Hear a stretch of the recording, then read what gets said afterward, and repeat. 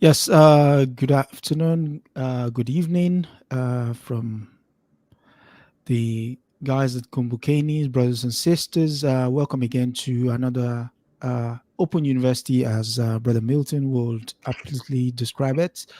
My name is Adesoji Iginla, reaching you from the belly of the beast, the mother of empire, the greatest country in the world, the one that gave you the language we all start speaking. And yes, as the king will say, yes, here. So you're all welcome to this another interesting topic. But before we go into the topic, I would allow my co-hosts to introduce themselves. Sister.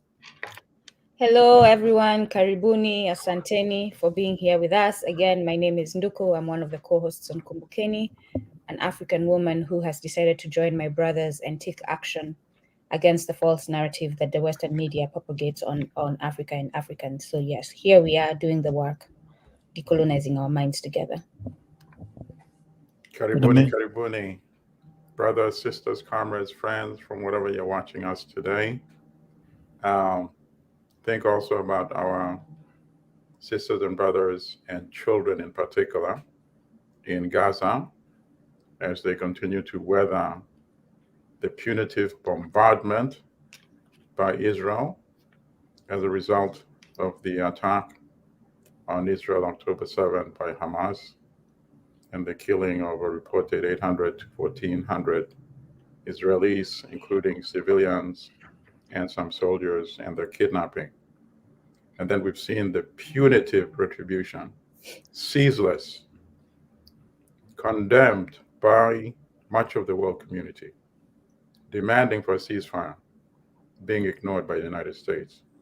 That's not the topic of today, but I just wanted to say that out so that the people in that part of the world know that we're also thinking about that plight. So, Karibuni to today's show. As you say that, Allimadi, I'm also reminded because I have been keen on making sure this is done.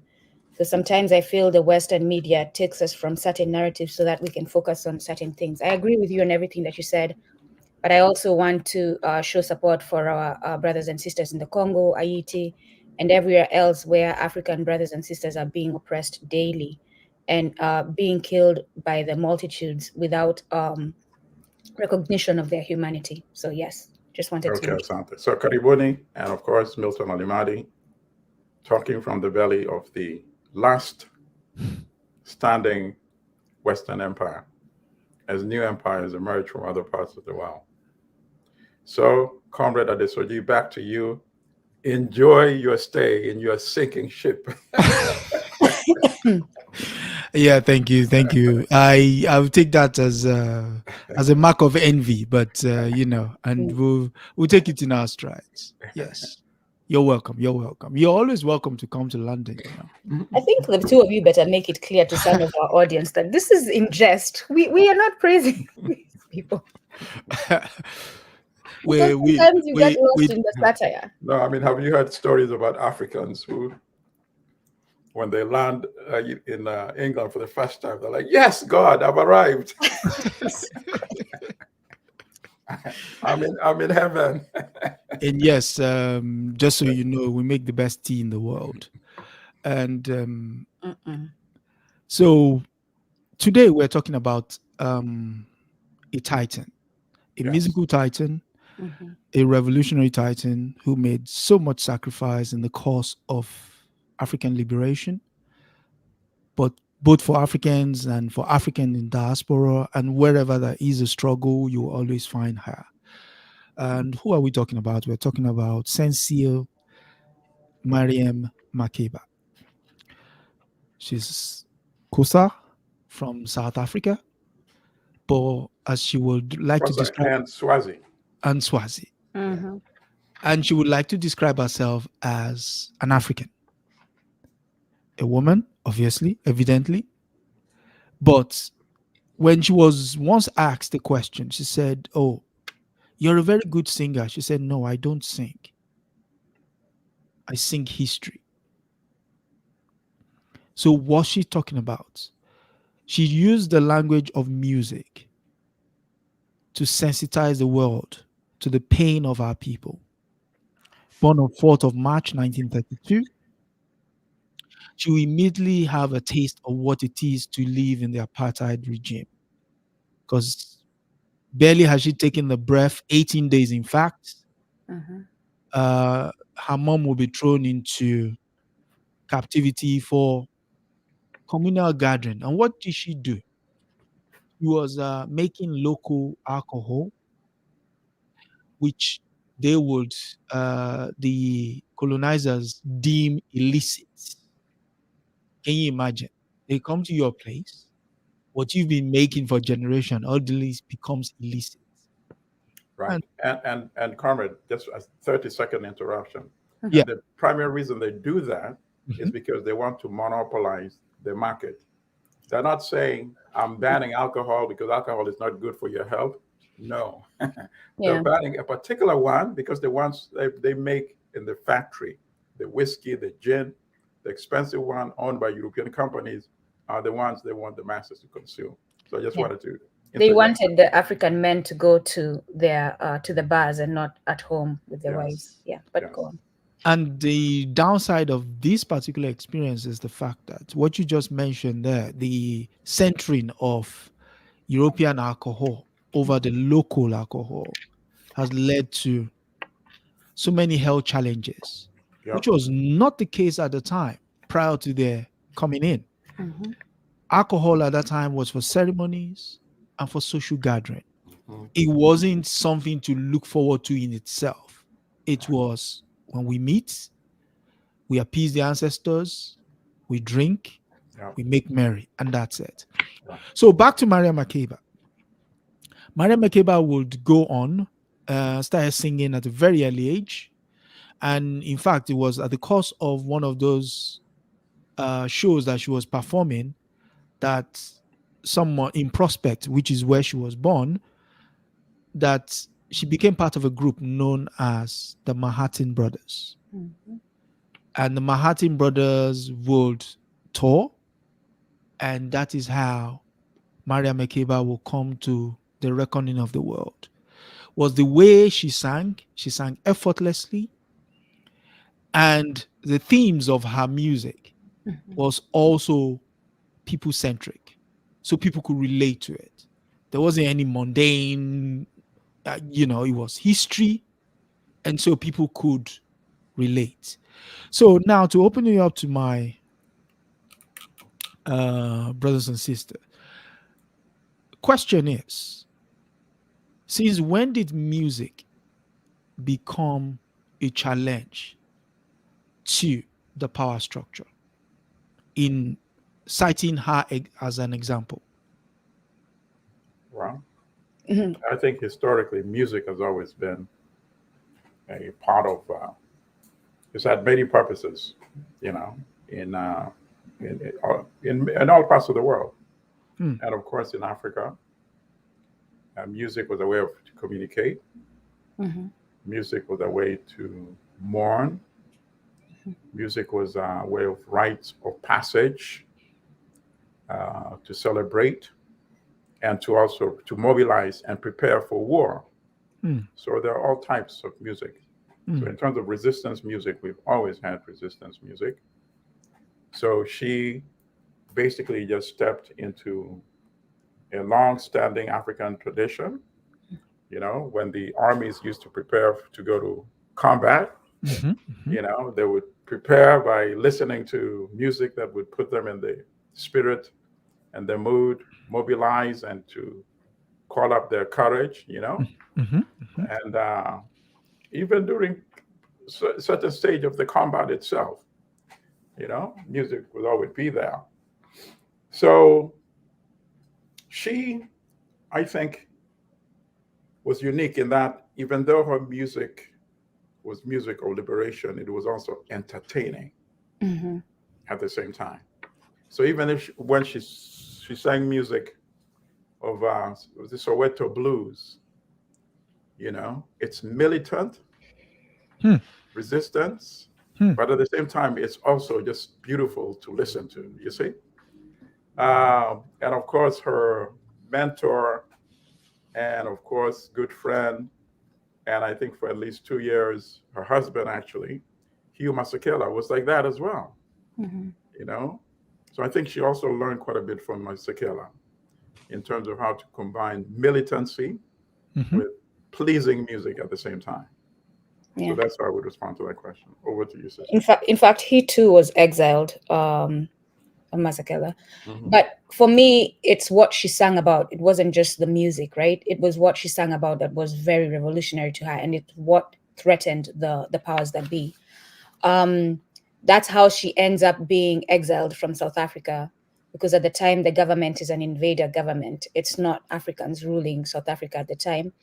And that's why her passport is revoked. And she no longer has a passport, because I believe she sings in, is it Germany when she sings when the passport is taken away? And because the passport was taken away when she had arrived to the US already. To the US, oh, yeah. when she spoke at the UN, right? Right. In front of the General Assembly, yes. Right. So for them, and this is something that is very common with the oppressors and these white people who think they're superior to us. They're very fragile, and they are full of shame. As much as they don't want to show it, a lot of the things they do is because they're full of shame, and they get embarrassed easily. And so for them, that was an embarrassment. You've seen these retaliation all the time. If an artist, we are actually currently seeing it with an organization in the United States, because their leader went to Oxford and spoke up about the atrocities in the US, and because of it, now there's retaliation. But this is constant and very consistent in history. When Africans went elsewhere, they spoke about their nation. That Western nation government retaliated against them. And this happens with her. So for me, it was what she was singing about. And she made it very clear that she was singing about her people. She grew up in poverty. She grew up in those streets. She grew up seeing death and the oppression of her people constantly. And so she was speaking from experience, not only just out of empathy. Even before she was banned, she was not even militant at all. She was literally banned after the speech. She was seen in that film. And the film too, yes. Come Back, yes. Africa. Because she had a singing spot of no more than maybe 4 or 5 minutes.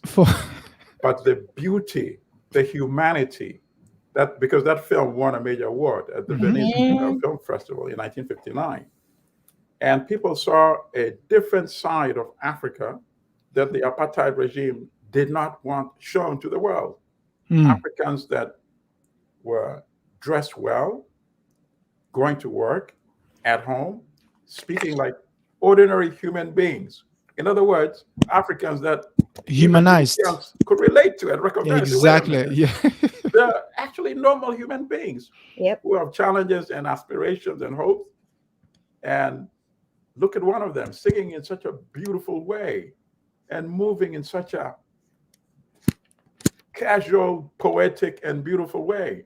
And that's what really shook the foundation of the apartheid regime, even before she became militant, you know? And that just goes back to the point you made about the fragility of the system of European oppression and domination. Yeah. you Because mentioned Adesoji quickly. Milton mentioned, Allimadi Sorry, I mentions. like I'm what sorry. somebody posted. There is They're not so just much to say grunting about and her. scratching. That is one thing. The you mentioned the movie, and I just wanted to say that the movie was made in South Africa. It was during the night when they were hiding to make this movie right in the middle of the enemy who was invading. Exactly, and that was the other shocking thing. If something like this could be done without our knowledge, what else is being done exactly. without our knowledge? So that's a good point. And then, he's speaking to the guerrilla tactics that was used in making that film. The film was eventually banned. I mean, no, it wasn't initially banned. It was restricted. So it was moved away from the big theaters, making it so cumbersome for people to get tickets.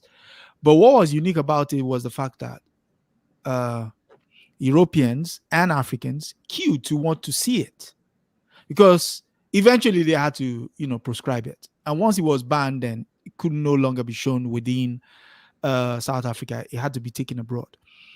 Hence, its arrival in Berlin Festival, where it won that award.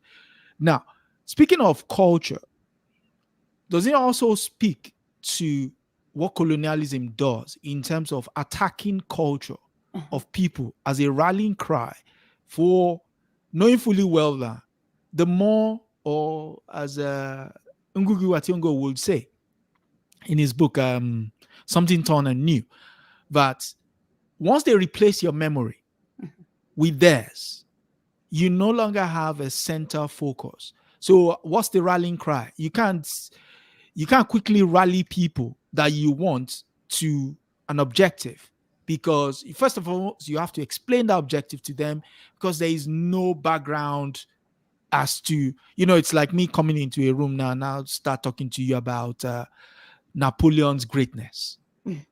Everybody will look at me like, what is it talking about?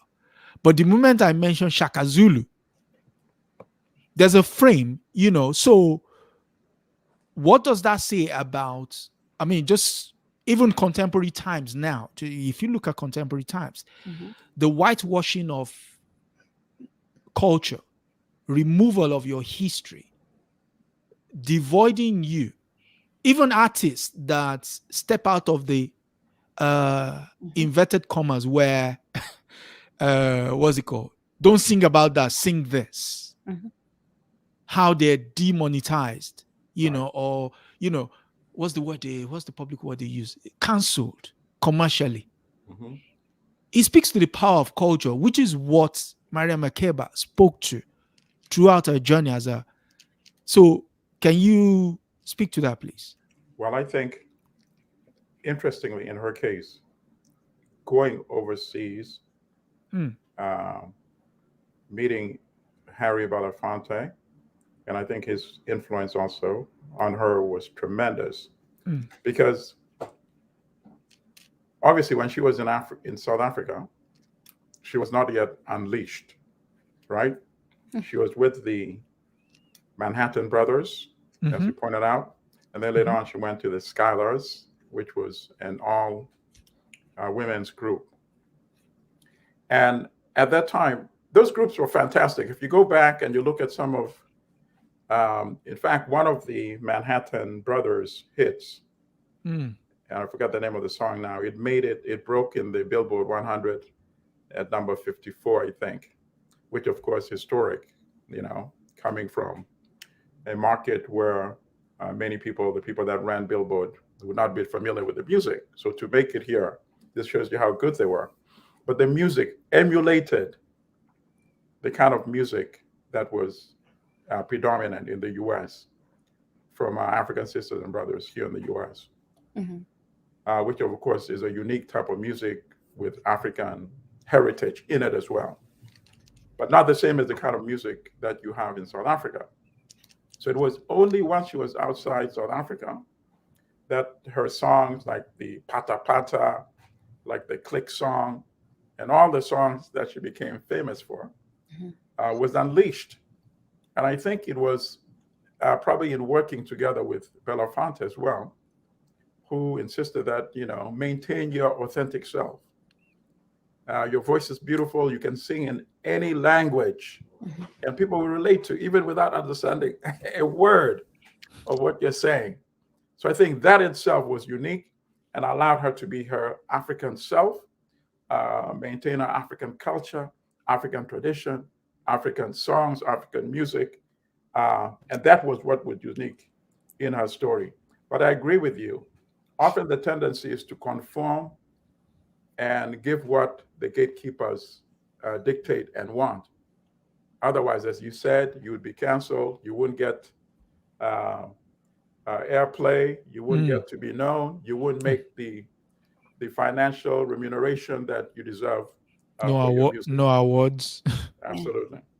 The as we talk about culture, I'm reminded of Kwame Ture's story in Ready for Revolution, his autobiography, where he talks about the first time he falls in love with her, and he's in college and he sees her music and her album, and he sees her in that African self, no makeup, not too much makeup, natural hair, singing like an African, sounding like an African, and presenting herself as an African. He says he falls immediately in love because of that, Right. because she was very, very African. So there's that.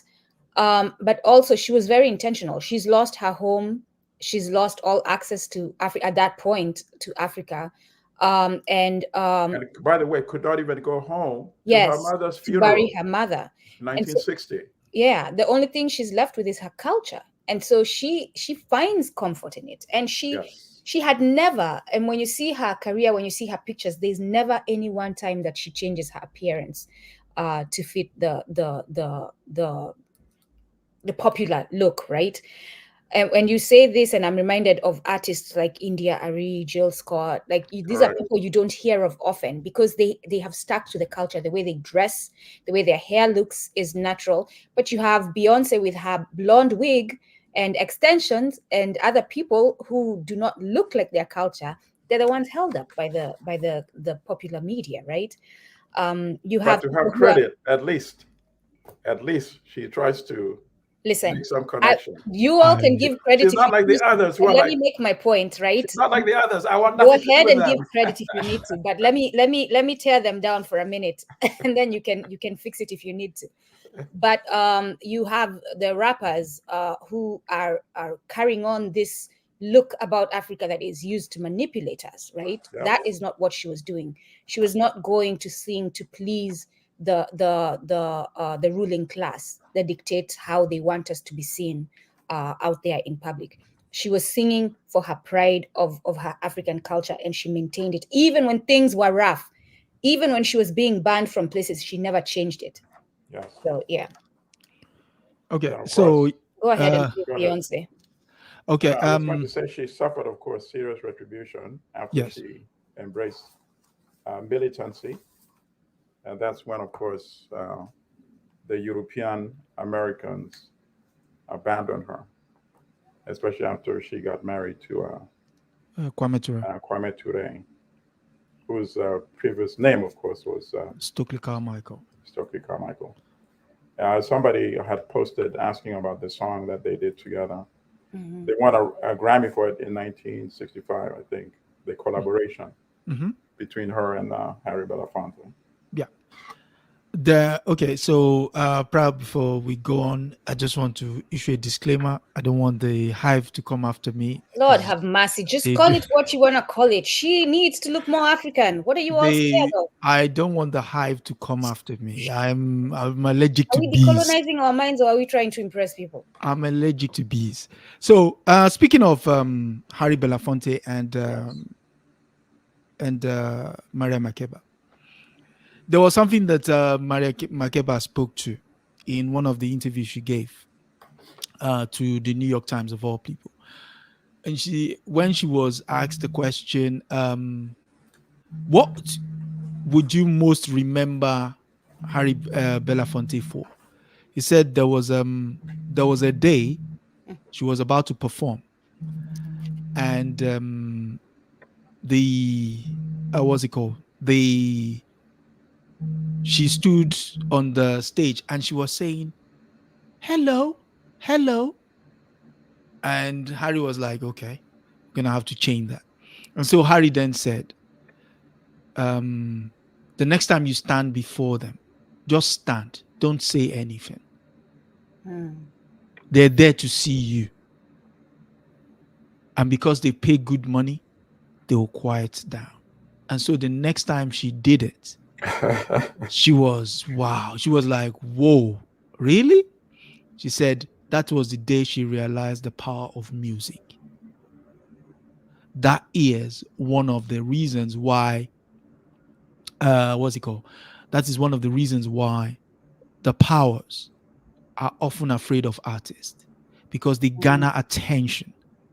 That's her explanation. She says, anytime an artist garners attention, whatever message that person is giving out, the powers that be want to know whether it is writing, singing, acting, whatever it is that focuses mind. They did it to Paul Robeson.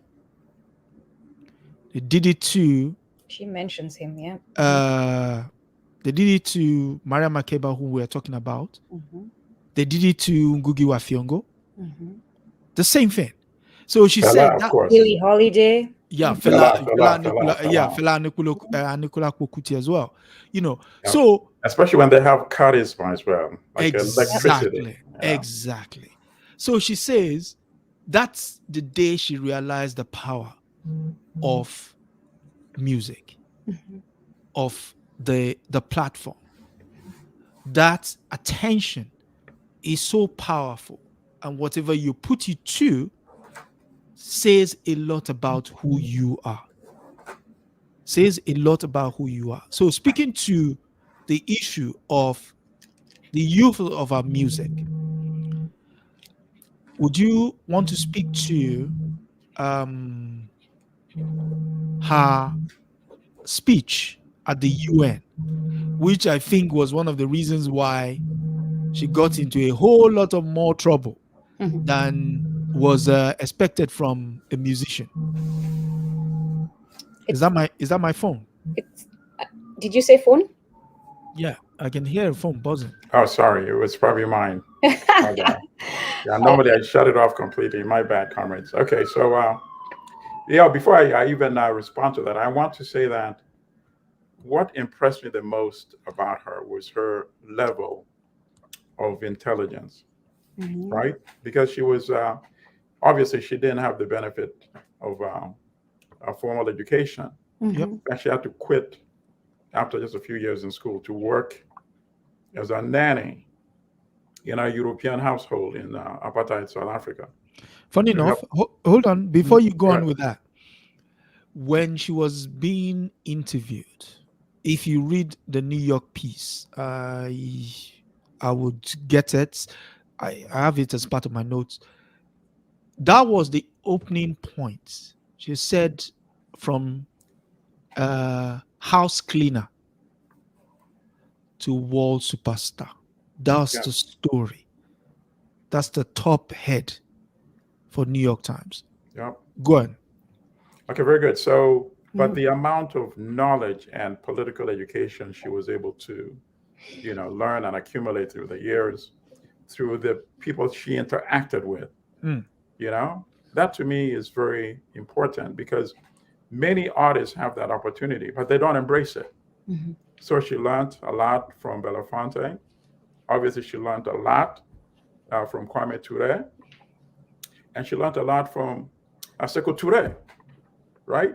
So she became very politically conscious. Her friends ended up being people like Julius Nyerere, not just because she's still a celebrity, but she's impressed with the kind of politics that Nyerere is trying to implement in Tanzania, right? African socialism. She became friends with Samora Machel, leading the guerrilla struggle against Portuguese colonial rule in Mozambique. She even undertook guerrilla training herself. She's like, not only in theory, she's like, you guys are fighting an armed struggle. You never know when I may have to, also contribute exactly my role. She went for training in Tanzania. I would like to train and know how to handle weapons, how to do guerrilla maneuvers.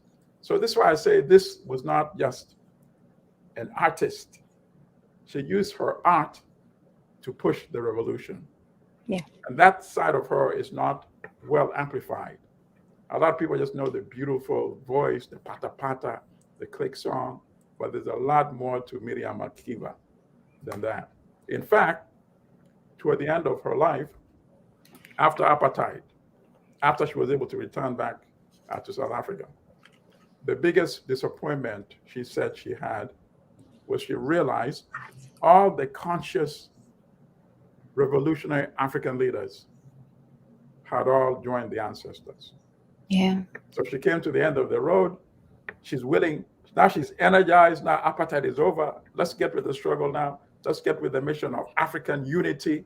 They're all gone. Then she finds that the people who had been advocating African unity in the 60s had either joined the ancestor, had been overthrown, or had been killed. So in her autobiography, Makeba, my story, I believe is the title. I have it in the comments at the beginning. She says, first of all, she was there as a delegate of Guinea, sent by President Sekou Touré. And she says she's working there with the ambassador from Guinea, and she compliments this woman as a very intelligent woman. But Makeba says that she feels like she doesn't know what she's doing. It's so overwhelming. You wake up, you're in meetings, you're taking notes, you have to give reports the next day. And she felt like, and it's just, everything is moving fast. She says that in general about the United States, everything is moving so fast.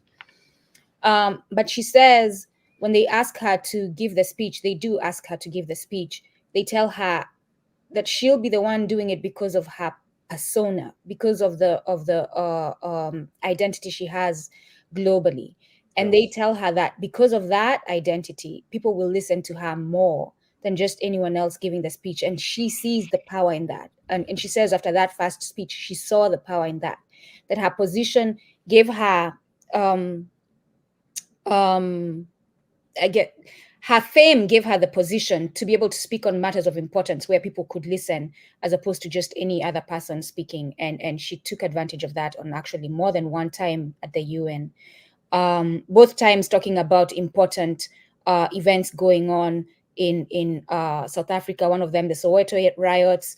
And I'm forgetting again, Robert Sobukwe's Uprising. Remind me again? Uprising. Yes, the uprising, but also the US, Adesoji, did you say it? What? The riots where people were killed. It's not a riot, sister. Uprising. Okay. The uprising where people were shot as they were running at their backs. What was Yeah, it that's called? the Soweto uprising, No, 1970. the one before that. Sharpeville Massacre. Thank you. Yeah, that's 1960. Yeah. Yes, and she also spoke about that at the UN. So yes, please. Okay, so speaking to the issue of countering apartheid, she will soon realize that apartheid was not just a South African thing. She was also going up against the United States, as she will soon realize when all of a sudden her concert stopped. Studio time was cancelled. Yep. And then she realized, what's going on here? And that's when she had to then go to Europe to perform. Right. And one of the realization there was also the fact that I don't often like using this term, but it's endemic. The issue of white supremacy is not within a certain border. It permeates everything. That even in Europe, the concerts she performed at were quite small in comparison to if she had toed the line, the trajectory would have been up. Right.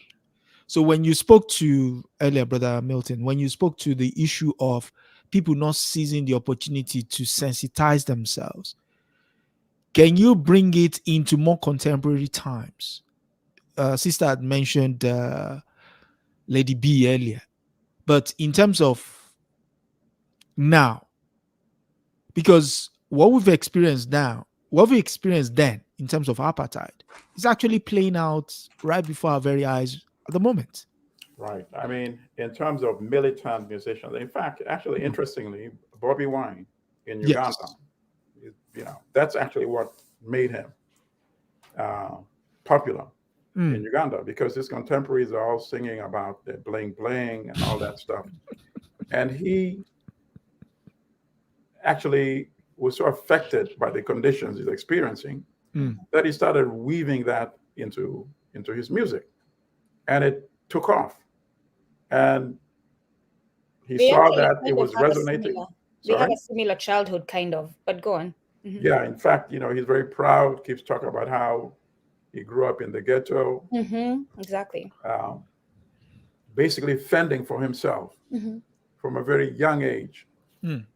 even through college, fending for himself, having to pay his own tuition, and then making it politically, because then he saw how it was resonating, the music, the films. He was even making short films, all with political themes.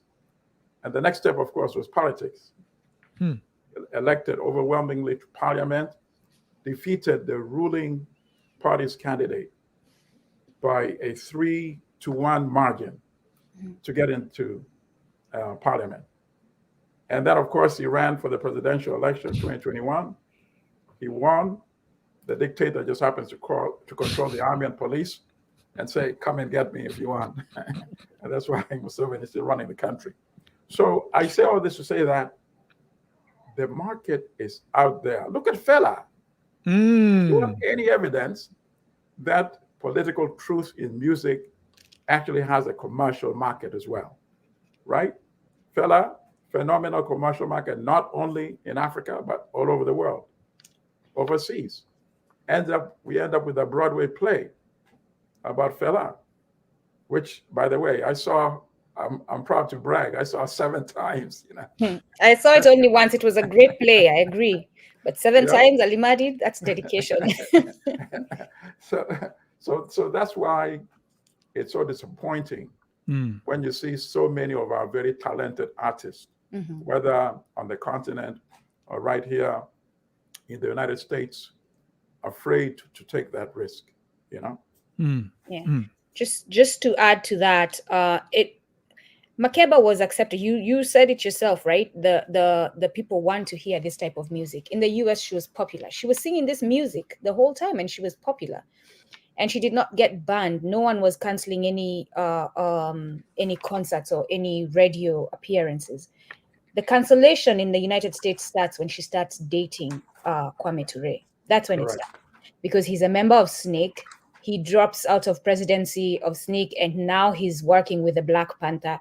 And that is when the same music she was singing yesterday, when she sings it today as It's Kwame not good. Ture's boyfriend or girlfriend, I don't want to hear it anymore. is extremist now. It is radical all of a sudden. They were listening yesterday, but now, just because by association she was with a Snake member, a Black Panther member, a Black conscious man who had no shame saying white people are trifling, now all of a sudden they have trouble listening to her. Yes, and she's absolutely. being banned and concerts are being cancelled and all of that. So right. And we also that is have the to main reason in the US.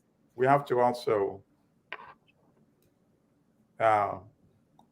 because, and this realization is important in terms of strategy in how we conduct, the struggle. There's sometimes a difference between the gatekeepers and the masses. The gatekeepers tried to cancel Malcolm X, but they couldn't. Malcolm would fill audience even in predominantly European academies. At Harvard, they would pack to listen to him. At UCLA, they would pack to listen to him. The same thing with Kwame Ture. Mm. And sometimes, so when we judge, for example, and the difference, we are seeing it today, even in our contemporary time. If you are to follow only the BBC or Sky or what have you, you would not believe that there are people in the United Kingdom who are resisting or opposed to what is happening against the people in Gaza, right? The Palestinians. But lo and behold, 800,000 to 1,000,000 show up in the streets, Hmm. in spite of what corporate media are telling us. So I say this to suggest that, number one, people should never be disillusioned just because the establishment are heaping abuse upon you, trying to block you, trying to cancel you. Find other means and ways, especially in the era of social media, to communicate. Yep. And you'll be surprised to find that there are many decent, good people that are still out there who would like to congregate and mobilize together with you. You say that, Allimadi, and you remind me of her time in Senegal, where because Senegal and Guinea are not getting along, she is not being, and she sings a song from a Guinean song, and then the police come to her and tell her, that song you sang, don't sing it tomorrow. So she doesn't sing that song, she sings another one, but it's still Guinean. So the second day they come, that song you sang, don't sing it tomorrow. And the third day she sings another Guinean song, and they say to her, okay, now you know what? You have to go back home. You can no longer sing. What about my concert? It's canceled.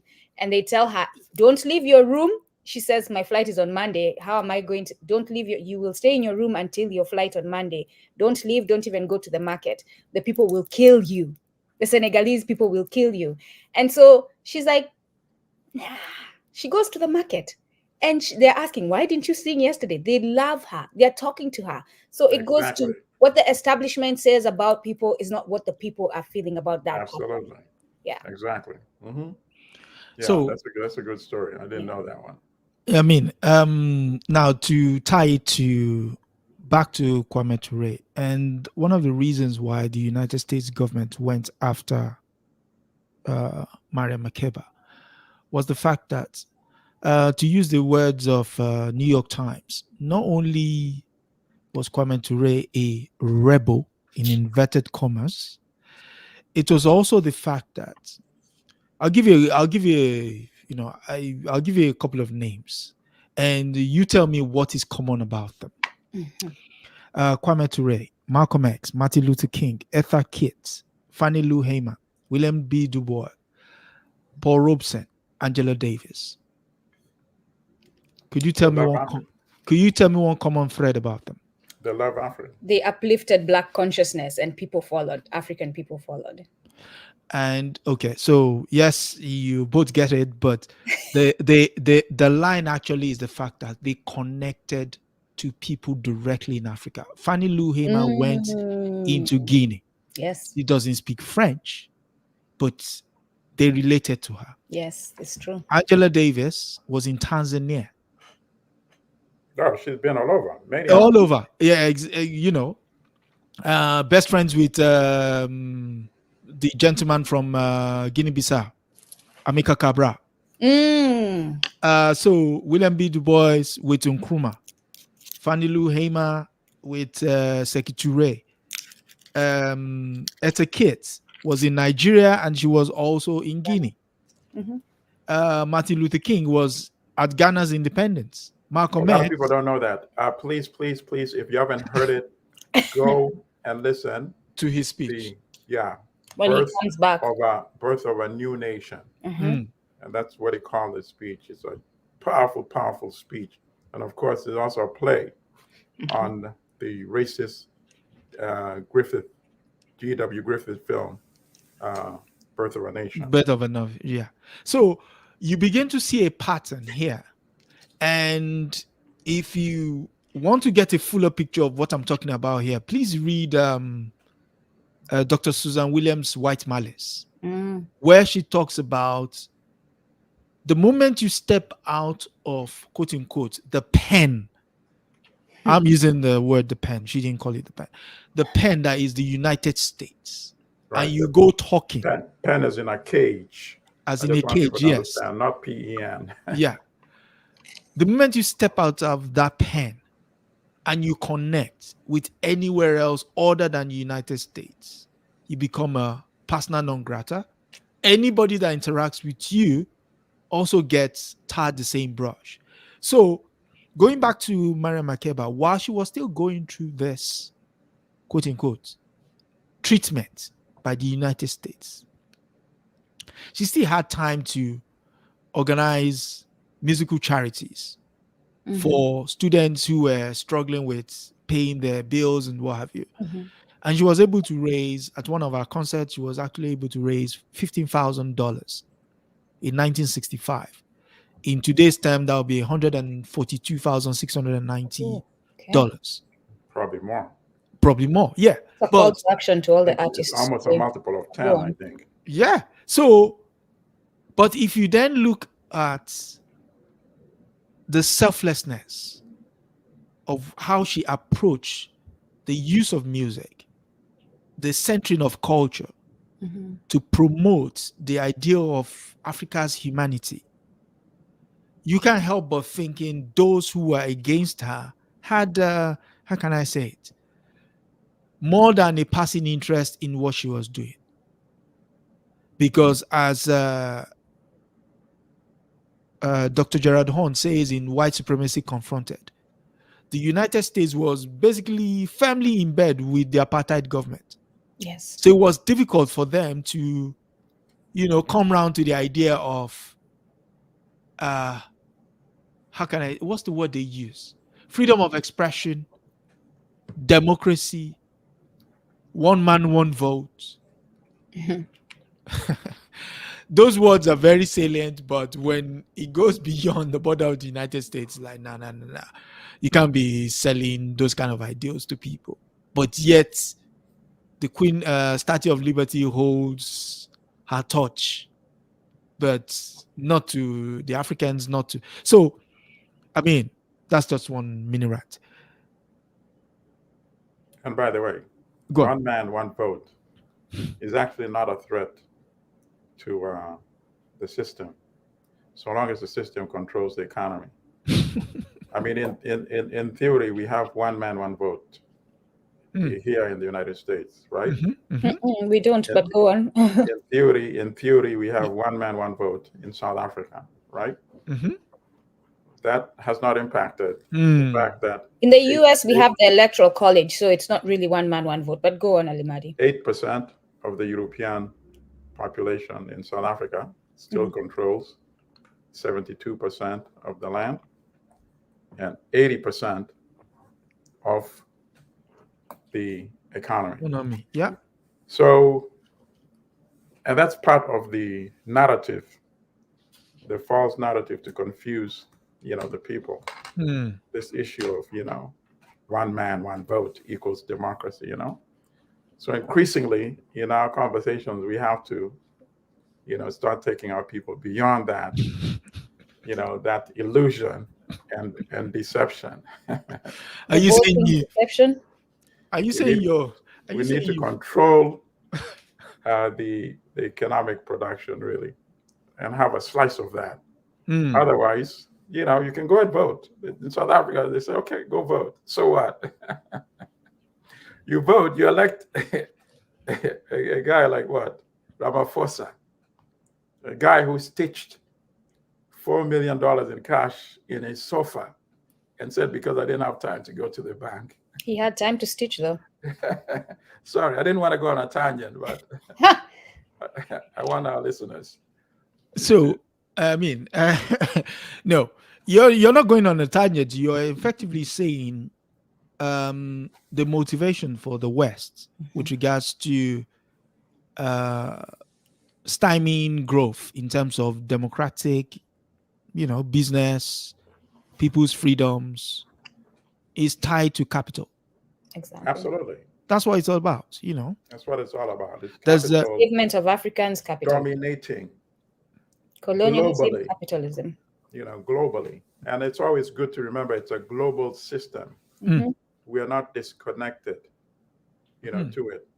On the continent, we are the servants of empire. That's a better way to see it, We're in the outhouse, while the US, Western Europe, these are the inside of the house of capital, And then the African presidents are the black people who are cooking for them. No, they call back on the plantation. They used to call them the overseers, drivers, the slave drivers. So the drivers always live better than the rest, as Malcolm said. the and I don't know whether I use the word itself, right? He did. The field, He the did. field N, you know, The message to the grassroots. He calls them what they are. Yes. right, and the house N. So that's what it is, you know. We, the masses in Africa, are the field N, and the so-called presidents and prime ministers are the house N.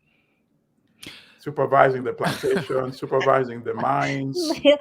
Allimadi, I think you can say the word Negro. That is the word that was used then. He did say that. He did use Negro. which He did we use don't Negro. use. Exactly. Oh, yes. He did use Negro. Yes. I did use Negro. So, yeah, Malcolm went all the way. I love Baba Omowale. He's the best. Speaking of, to him is hilarious. But go on, Adesoji. So speaking of, but I have to add one more point. And I think it's important too. Malcolm said something, which is that when you speak truth to power and critically, Europeans actually respect you much more.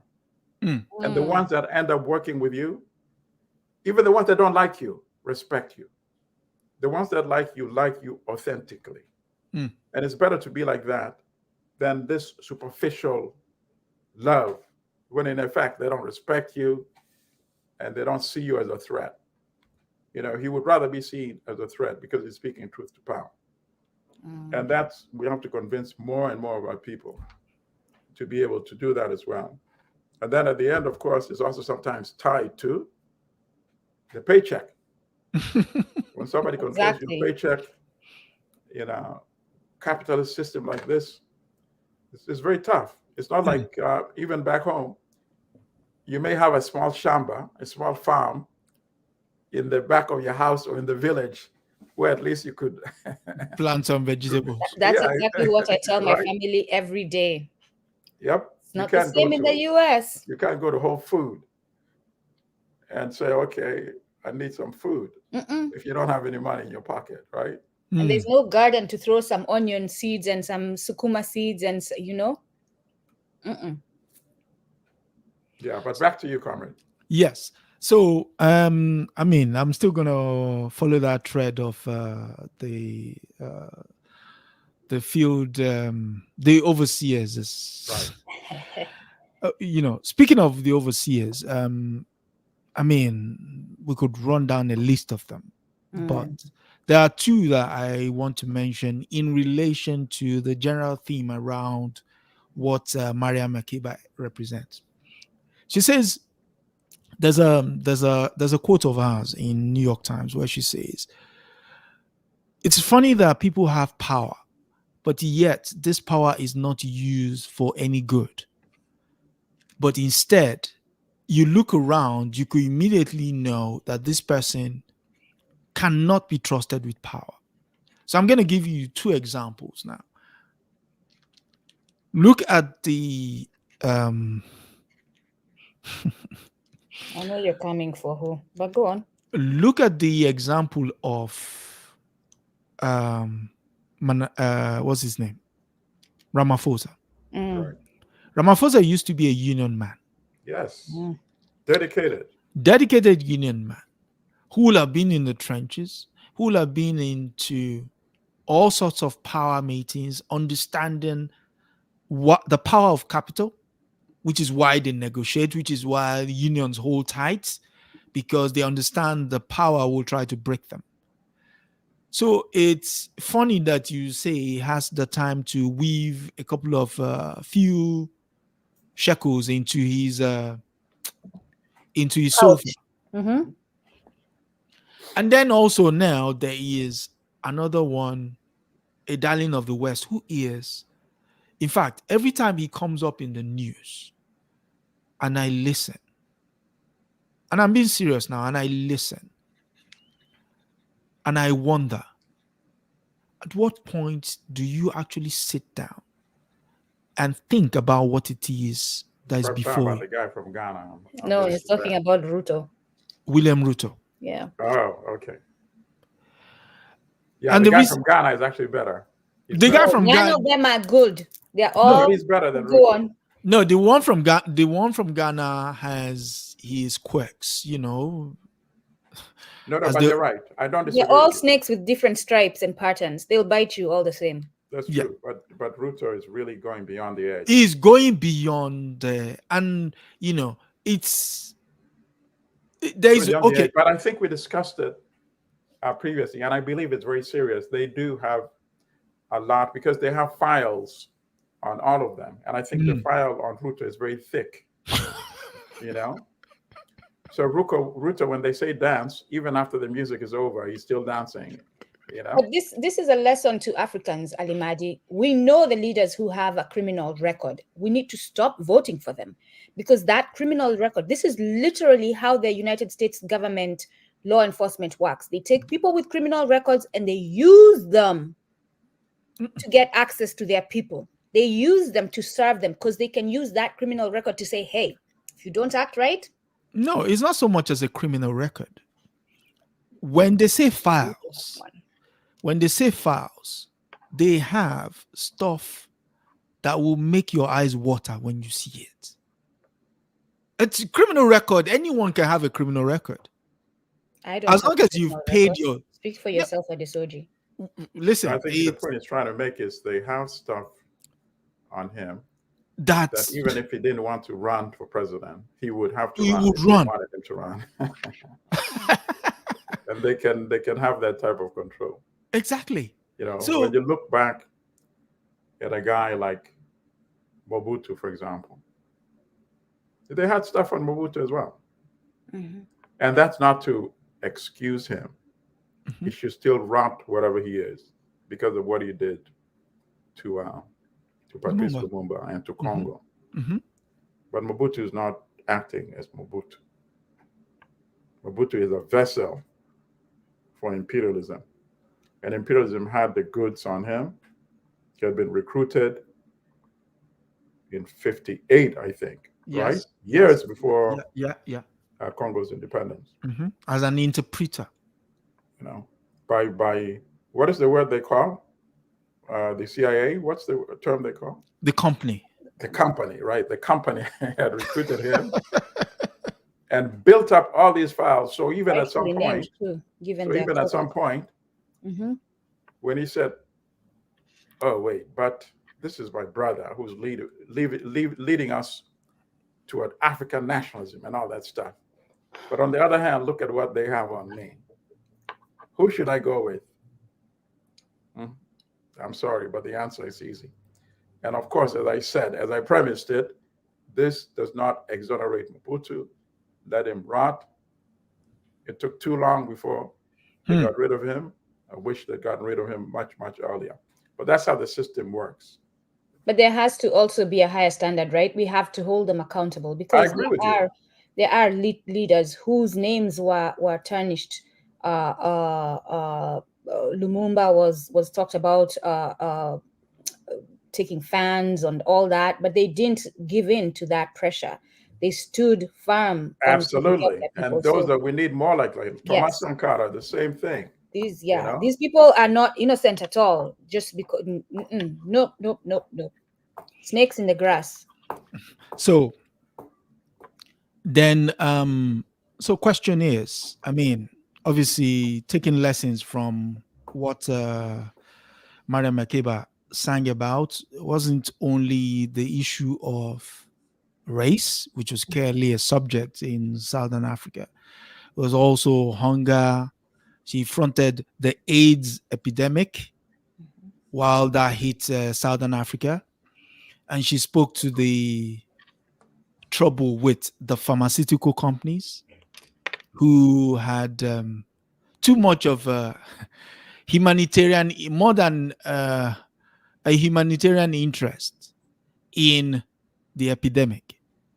I mean, clear example was when South Africa they wanted to go for generic drugs, and they were actually sued by US Pharma.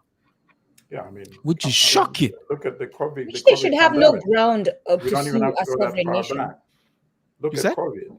The COVID pandemic, they were withholding the vaccines, the drugs for so many African countries just because they wanted to maximize the profit on it. So, and it to her, of course, was something of passion because her mother was a traditional medicine, right? Medicine. Used Yeah, traditional yeah, yeah, medicine to heal. yeah, In fact, yeah, yeah. treated her cancer with traditional healing and herbs and plants. You know. So, I'm glad you brought that up because she was big on African spirituality and culture, and the herbal medicine goes into that. Even in the United States, while living there, and even after having lived in it reminds me of a story where she's driving with Kwame Ture in Guinea, and they see a snake on the road, and because of her African spirituality, she stops him from running over the snake. But he calls it nonsense and he runs over the snake. And after that, there's a series of bad luck events that happen to him. And she's like, see, I told There you. you go. Yeah. So she was big on that Yeah, African culture that's a good of story. I like medicine that. and spirituality. Yeah. Very big on that. so, and Uh, go on. Comrades. Her work with the diaspora in the United States. I love that segue. That's a great segue. She's, for those of you who couldn't hear, she's singing about Baba Omowale Shabazz, Malcolm X. And she talks about in her biography, Dr. King, him being shot, how it affected her, seeing the riots. We can put that in quotes because that's what they're called, right? Seeing the people in the streets, the Sister, uprising, I raise my uh, objection uh, again. seeing the I always uprising, put my students in class online, so on this show, I'm also going to raise my seeing objection. the uprising. Yes. You all want to defend Beyonce, and you're worried about my word riot. But anyway, seeing the uprising and how sad it was. She attended his funeral, so that also caught me. How she used to attend SNCC meetings. She says, she was very, very much someone who stood in solidarity with Africans in America. So Yeah, we need more of that. I don't think we have enough of that. And that to me is something which has always been very disappointing for a very, very long time. And of course, part of that is due to the system working 24/7 to always try to sever that solidarity, yes. Pan-African solidarity between diaspora and between the motherland. That, of course, contributed either directly or indirectly to the killing of Malcolm X. Yes. Yep. Because he realized that power of making that solid connection. That's why it took that time, spent months traveling between those African countries, meeting all those leaders. You know, he became much, much more of a threat to the system, even much more so than Dr. King. True. Yeah. Right? Because not only was his activism well known and kept growing in the United States, but now he's trying to build a solid bridge with African leaders who, by the way, whatever their shortcomings, the ones in the 1960s were much more conscious, Yep. much more Pan-African, much more intellectually attuned with the liberation struggle than any one of them that you have on the contemporary scene, unfortunately. The worst of the 1960s is better than the best. The best of the living. Oh my God. Oh my God. You know, so that was a very potentially very fertile period, actually. So now we've lost all of that. Oh my God. Oh my God. You know? When you mention that time, even behind the wall of French, and when I say behind the curtain of French, the language, if you read some of the translations of the text written by Modibo Keita, written by Sekou Touré alone, you would know these guys were. She says that too about Sekou Touré. They He were was a very brilliant man. I mean, go on. Go on. I mean, she talks about him and how he was running the government. Did you know, this is actually, I'm glad I remembered this, that in Guinea at the time of his rule, every person was trained how to use a rifle. Yep. Every person. That was a thing. Even school students. There were times where you went and learned. And how did that come in handy? There's a time where Miriam, and actually I wanted us to talk a little bit also about her relationship with Kwame Ture, because this is what makes them human. We idolize them and lift them up here, and we forget that they're humans as well. So if we can get into that. But They have a home they've built in Guinea in the countryside because she wanted the countryside. She preferred that to the city. And at night when they're sleeping, they hear gunshots. And they both get up and he's like, get down. And they're both down and there's gunshots. There's people passing by their house, running. And in the morning when they wake up, they find out that Guinea has been invaded by Portuguese mercenaries because they have been helping Amilcar Cabral of Guinea-Bissau, and the Portuguese are not happy about that. And immediately the Guinea soldiers go around giving everyone rifles. And she gets one as well. And she says she knows how to use it at that point because she trained in Guinea, because they were training everyone. And for me, that is the level of preparedness that we as Africans must have. Every African nation should do that for their people. A mother should not be attacked. Women should not be attacked in small towns. If they have that knowledge of how to defend themselves, we need to equip ourselves as Africans to be able to defend ourselves. And that part of that is teaching everyone how to use a rifle. When I heard that, I was like, listen, this people need to come back to life. Sankara did in Burkina Faso. Yep. Burkina Faso. Sankara as well. The basis of that arms training was stemmed from when they had the referendum to whether they were going for independence or not. And Sekou was the statement, I believe, then was, would much rather be penniless than to be living opulence in slavery. The coining in such a powerful way that it's, and once they won the referendum, he said, now winning is not the key thing. Now you have to defend it. Yes. And so the defense came from that, the defense standing built into that training. And he also added this when he was talking about leaders and how the West funds on our leaders, that be wary every time they tell you that this guy, that Milton Allimadi, is the best thing since sliced bread. Yes. He can walk on water. He can, anything he touches turns to gold. Know that Milton Allimadi has sold you out. I've been trying to remember which African president said that. Sekou Touré. Thank you. It was Sekou Touré, 1965. So it's because when I read it, I was started laughing to myself. I'm like, this is just too funny. Because all right, so now that you mentioned that, there's one thing that we need to correct in Africa. And this is, of course, very sad that at the end of his life, Sekou Touré had to come to the US for medical treatment. Yep. Very sad that at the end of his life, Frantz Fanon had to come to the US for medical treatment. Nkrumah, at least to his credit, went to an Eastern country. Yeah, but still. No, but still, you're the point, and you're making the same point. We need to have a facility on an African country that would not.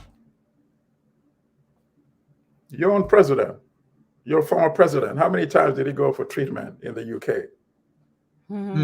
Yeah. Every 4 months? 4 months, yeah. These things speak very loudly. These countries individually spend billions. Before you go on with regards to the hospital he actually came to, guess who are majority doctors in there? Nigerians. Right? So But it's not that we can't do it. We have, the people that are trained. So take a portion of that billions you spent on weapons every year, whether it's 0.5%, channel that to the African Union. So we have a state of the science, I guess, not art, hospital in an African country, whether it's in Addis Ababa, the capital of the African Union, call this the Pan-African and the hospital. training facility as well for future we should follow the Cuban model, where they're constantly training doctors. Yes. Always have doctors in excess, enough Yes, to yes, serve yes. themselves and enough to lend service to other Right. places where they're in need. Right. At the end of the day, it goes back to Mhm. the right leadership. And that is where we have failed, because not that we don't know who are the right leadership, but imperialism would not allow us to keep the right leadership, alive for a But long we're no time. longer looking for permission, right? We are going to fight through it. At least that's what I want us to do. That's what Can you I'm imagine if ready to Sankara start had lived preparing for for. at least 10 years, Yeah. given what he was able to do in 4? Had he Yes. lived 10 or even 15 years, think about that, where he would have taken that country. That does not even have the kind of rich mineral resources Mhm. that Ghana has, Nigeria has, Uganda has, Angola. South Africa, you know. I mentioned Cuba, and I wanted to bring this as well. Makeba was the Cuban people were very fond of her. Fidel Castro invited her to sing in Cuba on quite a few times. And I wanted to share this story because I found it very endearing. She's there at one point. She used to be with her grandchildren all the time. She had a daughter. Her name was Bongi. And Bongi had 3 children, one eventually in Africa, but 2 for a while with a gentleman in America, a black man in America. Nelson was his name.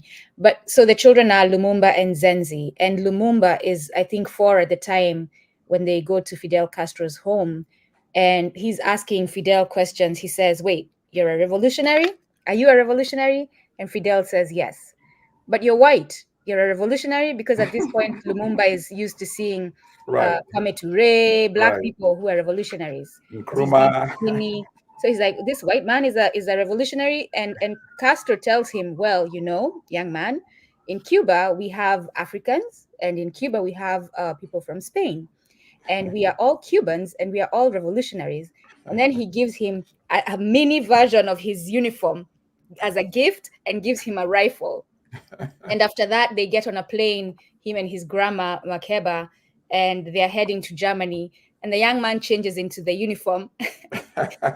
And before they get to Germany, Makeba is trying to have him take it off, right? And he refuses. He refuses to take off his uniform and his rifle and says, "Missionary." I thought that was just amazing. That's a good story. Yeah, she has a lot of good stories. You all take a look at her. Yeah, her no, I agree. There are still many books waiting to be written. Yeah, There are few, but there's many more that are still due. There are many good films that are still due, including like a feature film. Yes. I'm actually waiting for one on Samora Machel. Why don't you write Yes. it, both of you? Oh, See, that's what I do. I light fire under your. No. I mean, I have. What are you waiting for? Write it yourselves. Listen, sister. Believe me, I'm writing many things at the same time. Let's put it that way. Let's all work together as Africans. Let's stop waiting for people to write it. Let's all write it. Let's all honestly, let's all build cooperatives where we can fund them and do all this work, which is one of the things that we are doing. A quick other story, since Adesoji, let me know if I keep sneaking in on you. Go on. Talk about yeah, her and then love. we should leave time for the Yes, questions. to talk about her love with Kwame Ture. She's in Guinea with her grandchildren. They are on vacation from school. They went to school in Liberia when they got a little older. And a friend from South Africa had taught them this song. And Kwame Ture loved it. And he would sing it with the grandchildren every day before dinner. And I thought it was very endearing. But here are the words. It was a poem, but they made a song. We are African people, an African people, an African people. We're an African people, and don't you forget it. Every day before dinner. Think about how powerful that is to an African child. Yeah. So that I thought that was good. very, very nice. That is good. Instead of children going to school here in the United States, at least this is different. We have different challenges on the continent. But you don't have teachers telling you at a young age Mm. that you can never be this and this and this. Malcolm was told that he can So never be a focus lawyer. on this and this and this. Yeah. You know, even the children who are taught outdoors because they don't have a school building in African countries, they don't have teachers that are telling them you can never be this, this, this, this. Right? Mhm. In fact, they're oversold. You can be this, this, on the this, this, on the possibilities. Yes. right? Which is what children need. So that's very important. So that goes back to what you just said. You know, you need that, at particularly that young age. Yes. A reaffirmation. Mm-hmm.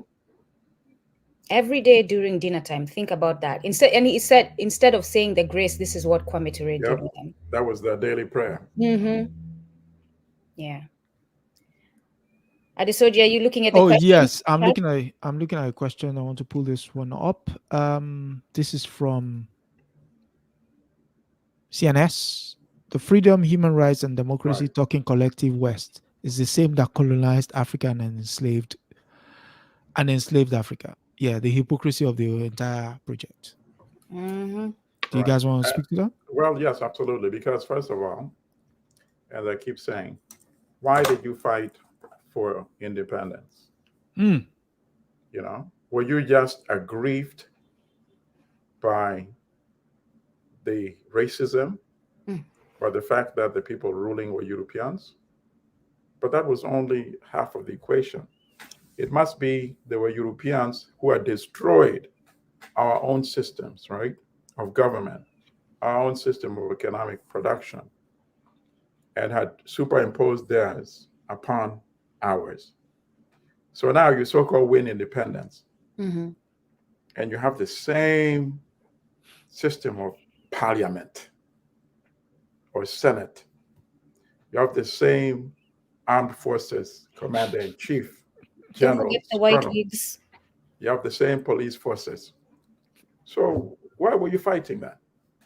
As Stephen Biko said, if we think ending apartheid is just replacing the white rulers with black Africans, then today would have been the same as yesterday. And he has that. If you go to YouTube, look for Steve Biko interview. It's a very short interview, about 25 minutes.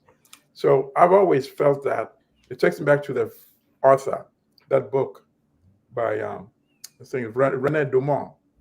I think Adesoji, you have that book as well. Yeah. The false start. Africa. Yes. Oof. That was the false start in Africa, politically and economically. And until that is addressed, you know, until that is addressed, it brings me also to my recent trip to Grenada. Oh, yes. Maurice Bishop. Maurice Bishop was doing the same thing that Sankara was doing, taking government to the people, to the grassroots. You know, that is much more democracy than this superficial parliament where the MPs, the members of parliament, once they're elected, they just stay in the capital anyway. And then they come back 5 years later. Well, now they're traveling. Now they're traveling overseas. That's a constant. Exactly. They're always on a plane somewhere. Traveling overseas. They're doing everything except going back to address the needs of their constituency. I like that video that went viral some months back when some MP in Ghana, I think, hadn't been there for a long time and then brought some bags of rice. I don't know if you all saw that video as well. No, it's just and hilarious. People just ripped the bag and started burning the rice, you know. And chased him away. That's what we need more of. We need government that people actually participate in. So yeah, I can relate to that comment. That reminds me superficial quote unquote democracy.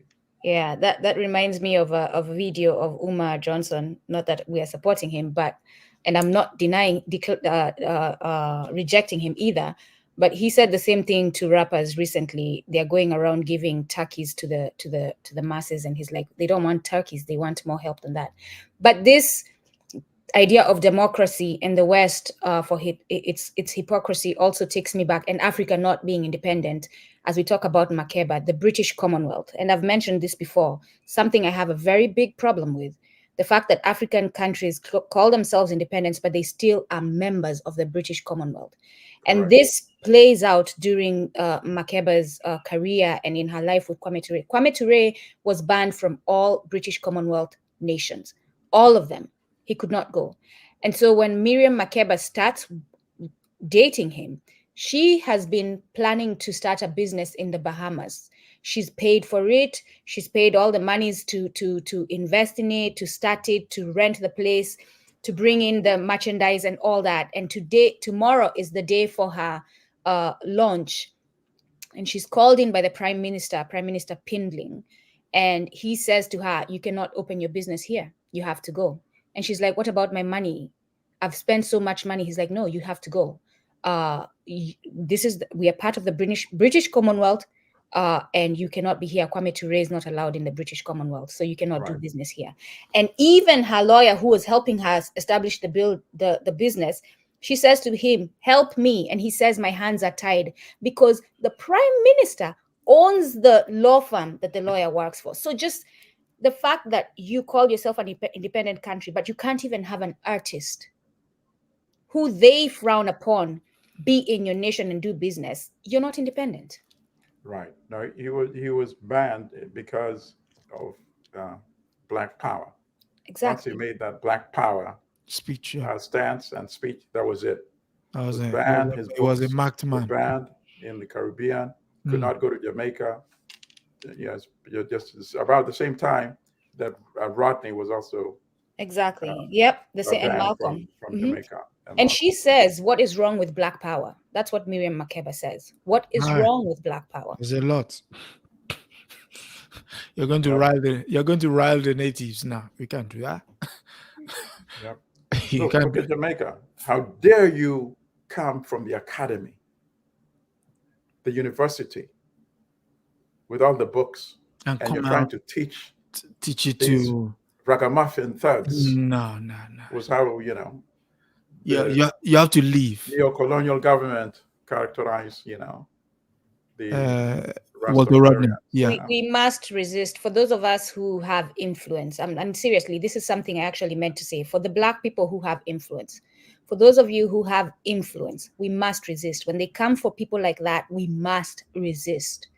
Otherwise, your power is useless. And I believe Mama Makeba speaks to this, and I think you mentioned it before. What is the use of power if you cannot use it to help your people?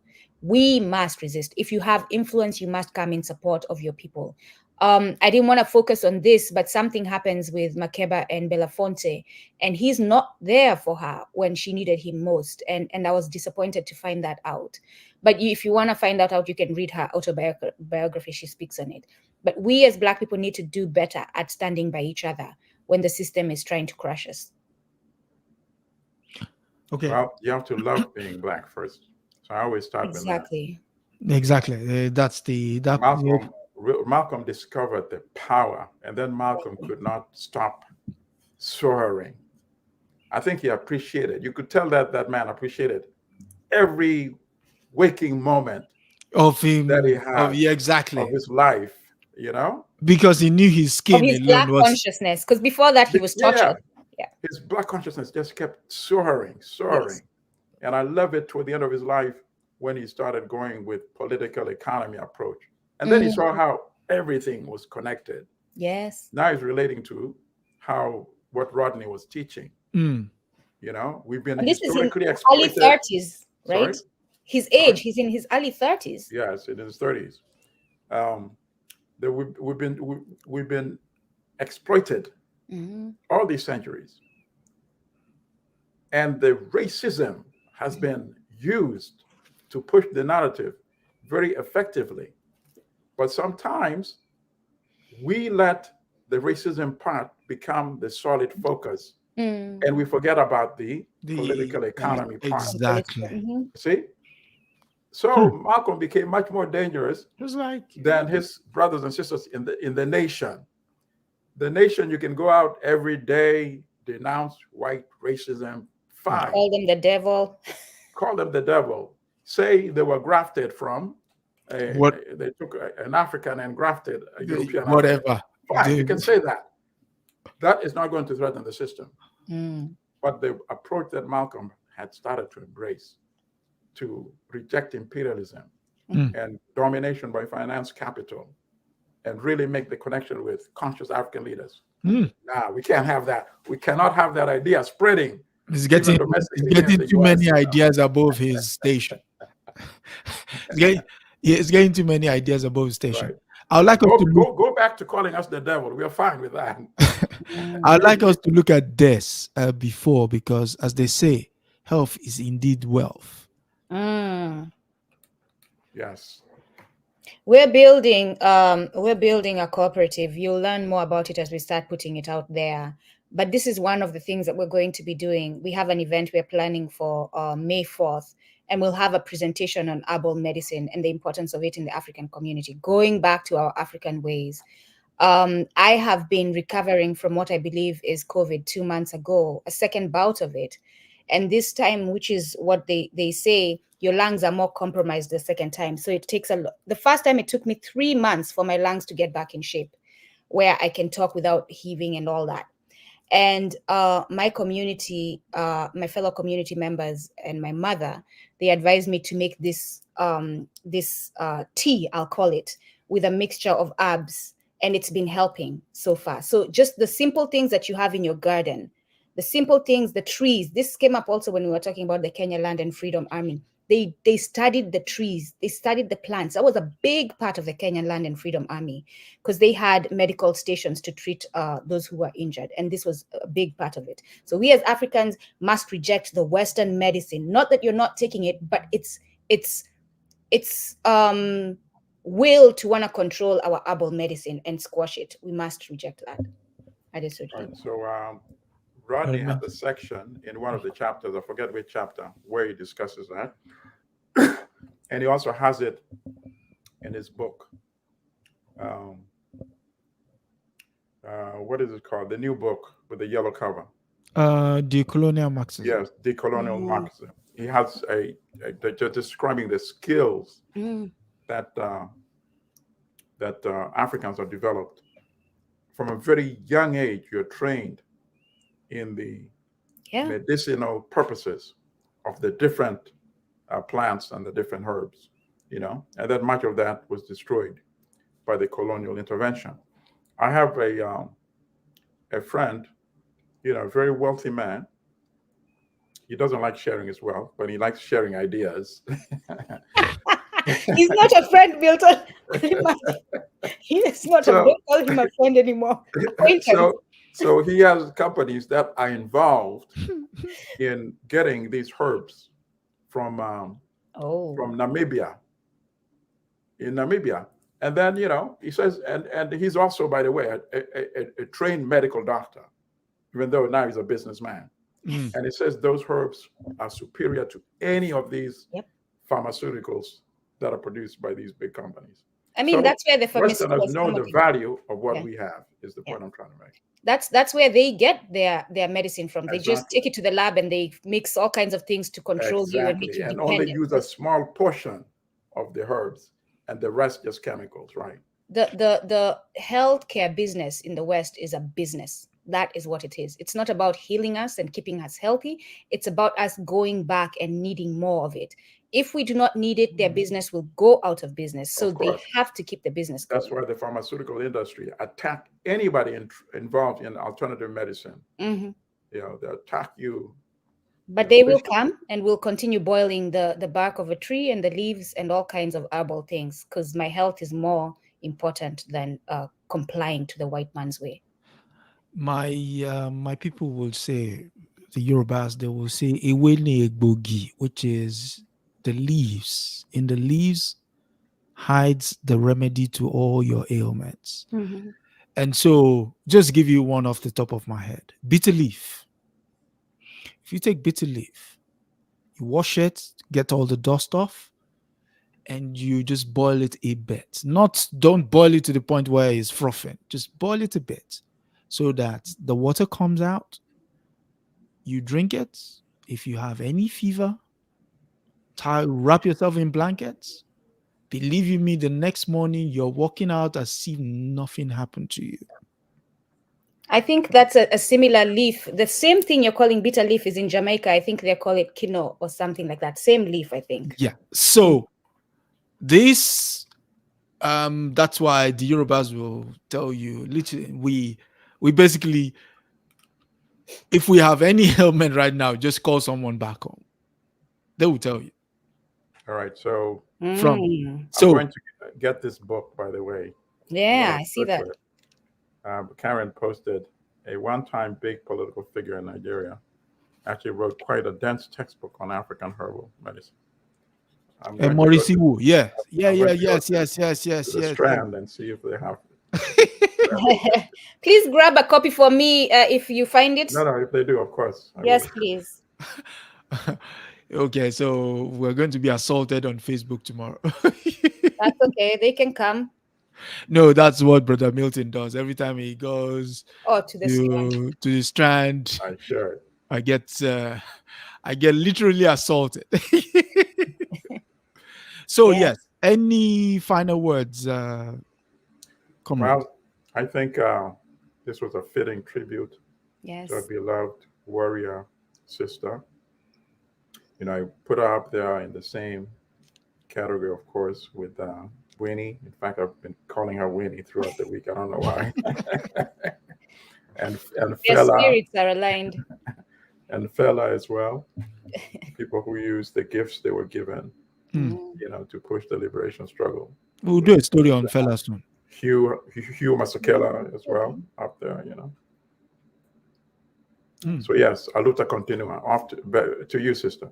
Yes, definitely get her book. I just put it there, Makeba, My Story.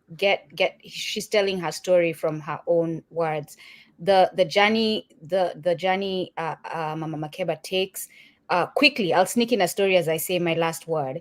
She is in New York and with Aretha Franklin. She's met her for the first time, and Aretha says to her, "Hey, Miriam, I was invited to South Africa to go sing. What do you think about that?"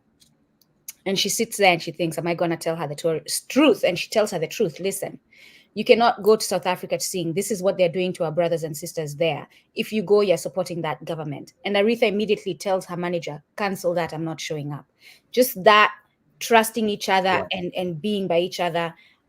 She has those stories all throughout the book. At one point, I was like, is there anyone she didn't meet? Right. I wish they performed together. Just even one event. Yes. For the ages, you know. Yes. Yeah, that would have been nice. For those who have those technical skills to combine different musics, that would be nice to see you all put together Aretha's music, Nina Simone, Miriam Makeba, just something. Yep. Yeah. That's it for me. It was an honor learning about her. Okay. And so, yes, I would end with her words, essentially, which is what is written in the story in the book. In an interview in 2008, Miriam Makeba said, "I am not a political singer. I don't know what the word means. People think I'm consciously decided to tell the world what was happening in South Africa. No, I was singing about my life. And in South Africa, we always sang about what was happening to us, especially the things that hurt us." So, well put. Indeed.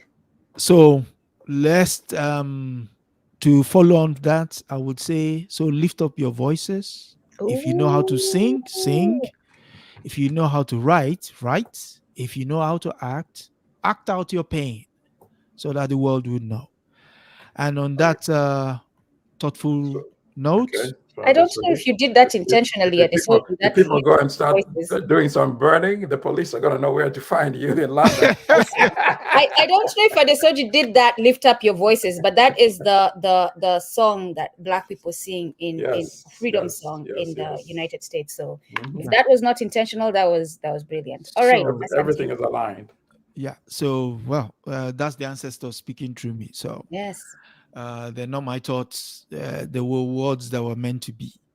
So, as we would say, Odigbakono, which is till next time in Yoruba. Kwaherini, peace.